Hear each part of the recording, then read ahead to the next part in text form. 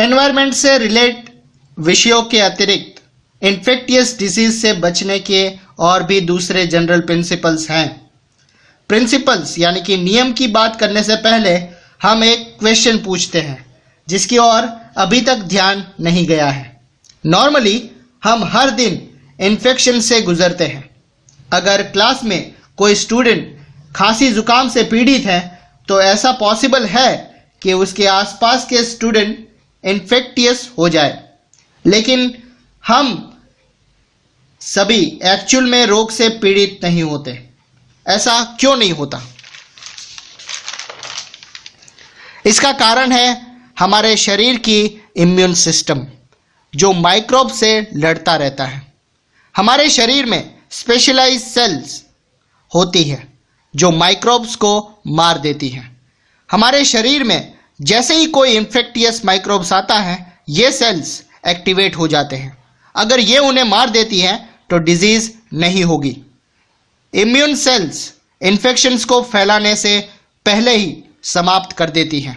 जैसा कि हमने पहले देखा कि अगर माइक्रोब्स की संख्या कंट्रोल हो जाती है तो डिजीज की मैनिफेस्टेशन यानी कि अभिव्यक्ति बहुत ही कम होगी। यानी कि इन्फेक्टियस माइक्रोब से इन्फेक्टेड होने का मतलब ये नहीं है कि हमें कोई नोटिसेबल डिजीज यानी कि विशेष बीमारी होगी। Severe infectious disease immune system की असफलता को रिप्रेजेंट करता है। इम्यून सिस्टम हमारे शरीर में स्थित दूसरे सिस्टम की तरह सफल नहीं होगा अगर हमें सफिशिएंट फूड यानी कि भोजन और नॉरिशमेंट यानी कि पोषण नहीं मिलेगा। इसलिए इन्फेक्टियस डिसीज से बचने के लिए सेकेंड बेसिक प्रिंसिपल है availability of proper and sufficient food for everyone. Activity है 13.6। अपने मोहल्ले में एक सर्वे करो। 10 परिवारों से बात करो जिनका रहन सहन उच्च स्तर का है, जो अच्छी प्रकार रहते हैं, और 10 ऐसे परिवार को लो जो आपके अनुमान के अनुसार गरीब है। इन दोनों परिवारों में बच्चे होने चाहिए जिनकी एज 5 साल के कम हो। हर एक बच्चे की ऊंचाई हाइट मेजर करो और एज लिखो और एक ग्राफ बनाओ। क्या ग्रुप्स में कोई डिफरेंस है? अगर हाँ तो क्यों? अगर उनमें कोई डिफरेंस नहीं है तो क्या आप ये कंक्लूजन निकालते हैं कि हेल्थ के लिए अमीरी और गरीबी का कोई महत्व नहीं है। ये इन्फेक्शन से बचने की जनरल विधियां हैं। स्पेसिफिक वेज क्या है? ये इम्यून सिस्टम के विशिष्ट गुणों से संबंधित है जो माइक्रोबियल इन्फेक्शन से लड़ते रहते हैं। इसे समझने के लिए एक एग्जांपल लेते हैं। इन दिनों सारे वर्ल्ड में, पूरे वर्ल्ड में स्मॉल पॉक्स नहीं है, लेकिन 100 साल पहले स्मॉल पॉक्स एपिडेमिक्स यानी कि महामारी बहुत होती थी। ऐसी स्थिति में लोग रोगी के पास आने से डरते थे क्योंकि उन्हें डर लगता था कि उन्हें भी स्मॉल पॉक्स ना हो जाए। लेकिन एक ऐसा भी ग्रुप था जो स्मॉल पॉक्स से नहीं डरता था। ये ग्रुप स्मॉल पॉक्स के रोगी की सेवा करता था।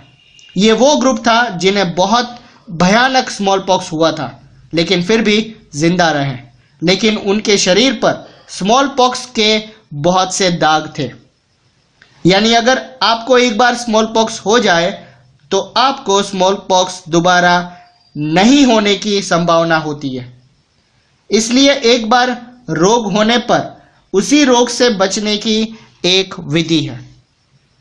ऐसा इसलिए होता है जब इन्फेक्टियस माइक्रोब इम्यून सिस्टम पर पहली बार आक्रमण करते हैं तो इम्यून सिस्टम माइक्रोब्स के खिलाफ एक्शन लेता है और फिर उसको स्पेशली याद कर लेता है।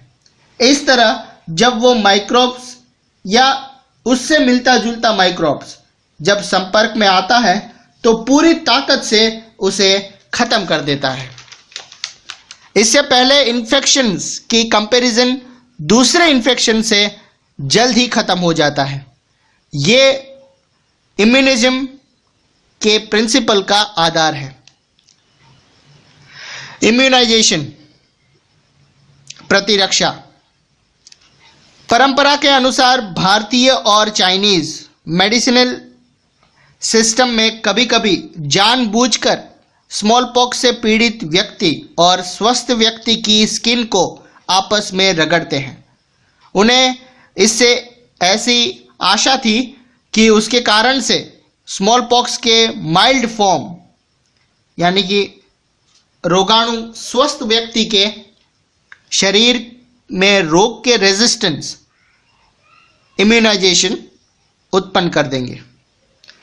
200 साल पहले एक इंग्लिश फिजिशियन जिसका नाम एडवर्ड जेनर था ने पता लगाया कि मिल्क मेड्स यानी कि गाय चराने वाले, दूध निकालने वाले, जिन्हें काउ पॉक्स हुई है, उन्हें महामारी के समय भी स्मॉल पॉक्स नहीं हुई। काउ पॉक्स माइल्ड डिजीज है। जेनर ने जानबूझकर लोगों को काउ पॉक्स दिया, जैसा कि पिक्चर में दिखाया गया है। इससे उन्होंने पाया कि अब वो लोग स्मॉल पॉक्स के रेजिस्टेंट यानी कि प्रतिरोधी है। इसका कारण यह है कि स्मॉल पॉक्स का बैक्टीरिया काउ पॉक्स के वायरस का क्लोजली रिलेटिव है। लैटिन में काउ का अर्थ है वाक्का और काउ पॉक्स का अर्थ है वैक्सीनिया। इस आधार पर वैक्सीन यानी टीका ये वर्ड आया है, जिसका हम आजकल बहुत उपयोग करते हैं।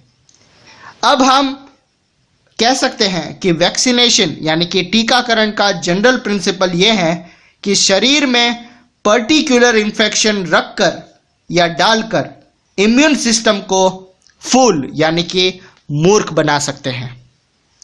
वो उन माइक्रोब्स की नकल करता है जो वैक्सीनेट यानी कि टीके के द्वारा शरीर में पहुंचे हैं।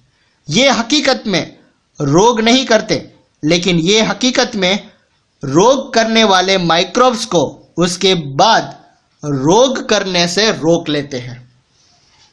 ऐसी बहुत सी वैक्सीन आजकल अवेलेबल है जो इन्फेक्टियस डिजीज का निवारण करते हैं और रोग निवारण का विशिष्ट साधन प्रदान करते हैं। टेटनस, डिप्थीरिया, वुपिंग कफ, मिसल्स, पोलियो एटसेट्रा के वैक्सीन अवेलेबल हैं। ये बच्चों की इन्फेक्टियस डिजीज से रक्षा करने के लिए पब्लिक हेल्थ प्रोग्राम है। ऐसे प्रोग्राम तभी यूजफुल होते हैं जबकि ऐसी हेल्थ मेजर्स यानी कि स्वास्थ्य सुविधाएं सभी बच्चों को प्राप्त हो। क्या आप इसका कारण सोच सकते हैं कि ऐसा क्यों होना चाहिए?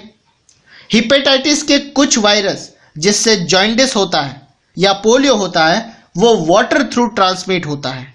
हेपेटाइटिस ए के लिए वैक्सीन अवेलेबल है, लेकिन देश के ज़्यादातर भागों में जब बच्चों की उम्र 5 साल से या 5 साल हो जाती है, तब तक वो हेपेटाइटिस ए के प्रति इम्यून यानी कि प्रतिरोधी रहता है या हो चुका होता है। इसका कारण यह है कि वो पानी के द्वारा वायरस के प्रभाव में आ चुका है। इन परिस्थितियों में क्या आप वैक्सीन लगवाएंगे? एक्टिविटी 13.7 दी है। इन्फेक्टेड डॉग्स और अदर एनिमल के काटने से रेबीज वायरस फैलता है। मनुष्य और जंतु दोनों के लिए एंटी रेबीज वैक्सीन अवेलेबल है। पता करो कि आपके पास आस पड़ोस में लोकल अथॉरिटी रेबीज को रोकने के लिए क्या कर रहा है। क्या ये उपाय एडिक्वेट है? अगर नहीं तो आप उसके सुधार के लिए क्या सुझाव देंगे? सो स्टूडेंट, ये था आपका chapter number 13 why do we fall ill. I hope आपको पसंद आया होगा और इस चैनल को जिस तरह से आप प्यार देते आए हैं उसे कंटिन्यू करें। लाइक, शेयर एंड कमेंट करना बिल्कुल मत भूलिएगा। Thank you so much.